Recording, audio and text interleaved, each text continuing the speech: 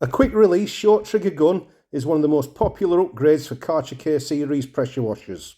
For pressure washing cars, bikes or garden furniture, the Variolance does a decent job, but its length makes it unwieldy and it's difficult to access tight areas like wheel arches, alloy wheels and under the sills of the car. The fitting where the hose connects doesn't swivel, which can cause your hose to tangle, and because of its length it feels unbalanced when you've got something heavy like a full foam cannon attached. Welcome to Big Ted's Home and Garden. In this video I'm going to show you how you can attach and use a short trigger gun with a Karcher K Series pressure washer. The connections are the same for all the modern Karcher pressure washers, so that's everything from the K2 up to the K7. It's a straightforward upgrade that will make your Karcher pressure washer a much more flexible machine, and you will be pleased to know is relatively inexpensive. The short trigger gun I'm using here costs less than £30. The short trigger gun I'm going to feature in this video is the AutoGlym high pressure quick release gun and nozzle kit. I bought this when it was on special offer from Euro Car Parts. It's currently priced at £36, but you can get identical unbranded models for under £30 on Amazon. I'll put links in the description to both. This is the model with the Karcher K Series adapter. Make sure you order the correct kit. The main features of the gun are on the back of the box. We'll take a closer look at each one in a minute. And then lower down there's a diagram showing the nozzles. So we've got a straight nozzle, 15 degrees, 25 degrees, 40 degrees and 60 degrees. All colour coded. This is what you get in the kit. At the top right we've got the gun. The handle's made from impact resistant plastic but the fittings are brass.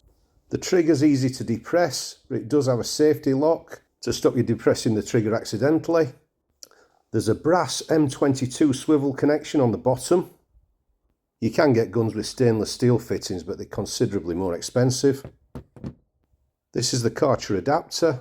There's a female Karcher quick release fitting on one side, and on the other it's threaded, so you can screw it onto the swivel connector on the bottom of the gun. I just tightened it up so it was hand tight and it was absolutely fine. Once it's on, just check that the swivel connector can rotate freely. This kit also contained a quick connect fitting which you could use to adapt an existing foam cannon, and a bag of colour coded nozzles. Fitting the nozzles is simple. You simply pull back the collar and push the nozzle into place. You can rotate the nozzle to get the correct fan pattern and then release the collar to lock the nozzle in place. I'll demonstrate the nozzles first and then I'll show you how to connect the gun to the Karcher pressure washer. So this is the black nozzle.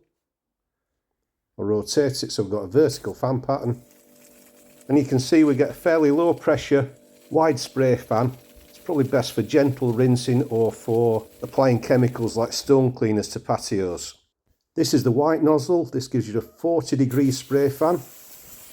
This is ideal for rinsing the last soap suds off your car.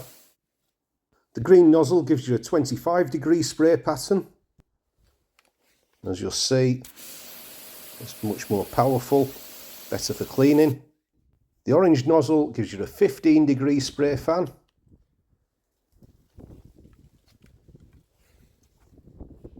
And is more powerful again. It's great for cleaning alloy wheels.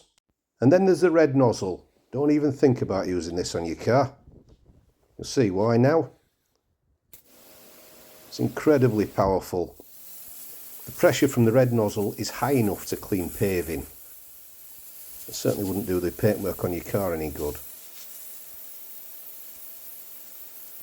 I wouldn't recommend using it for cleaning paving though. It'll take ages and you'll end up covered in mud. Use a patio cleaner attachment. One thing you must do with the nozzles is to make sure they're securely attached before you operate the gun. Otherwise they could fly off and damage your car. To fit the gun, first depress the yellow button on the lance handle and pull out the hose. You'll probably notice this is slightly different to the standard Karcher hose because it's got a swivel connector fitted to the end, so I'll just remove that. I'll lift out this C-clip.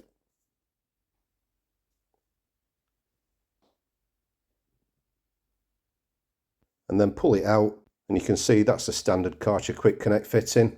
If you pull back the collar on the Karcher adapter, it pulls back the clips which hold the hose quick fitting connector in place. So you line these up with the flat edges on the hose fitting, pull back the collar, push it in, and then release the collar and it should lock into place. Give it a tug to make sure it's secure. The hose should be securely attached to the gun, and the gun should be able to rotate the full 360 degrees. Attaching a foam cannon is easy if it's got a quick release fitting like this MJJC foam cannon. It's exactly the same procedure as fitting a nozzle. But if you've already got foam cannons with Karcher adapters that you want to use with this gun, you can change the fittings, but probably the easiest way is to buy an adapter. There should be a link popping up in the top right hand corner, which will take you to a video showing how to do this with the Karcher FJ6. It's exactly the same with all the other foam cannons. I'll put an Amazon link to the adapter in the description below. This is the Karcher FJ6 foam cannon attached to the stubby gun using one of these adapters, and you can see it works well. Taking off the foam cannon and replacing it with a nozzle is much quicker and easier than the process involved with the standard Karcher lance. And best of all, this gun's just simply more fun to use.